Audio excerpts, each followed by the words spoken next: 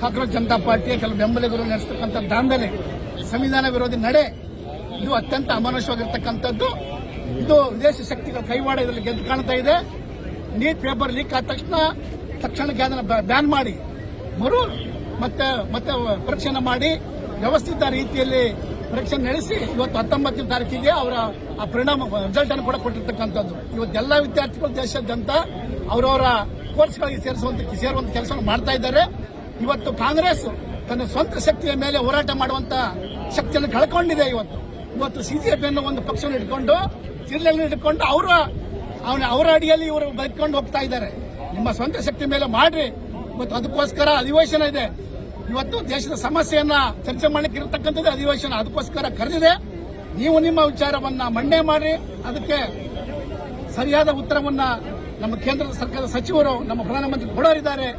ಈ ಒಂದು ಡೊಂಬರಾಟವನ್ನು ನಿಲ್ಲಿಸಿ, ಇದು ನಮ್ಮ ಕಾನೂನಿಗೆ, ಪ್ರಜಾಪ್ರಭುತ್ವಕ್ಕೆ ಮಾಡುವಂತ ಅವಮಾನ ಅಂತ ನಾನು ಈ ಸಂದರ್ಭದಲ್ಲಿ ಹೇಳಲಿಕ್ಕೆ ಬಯಸ್ತೇನೆ.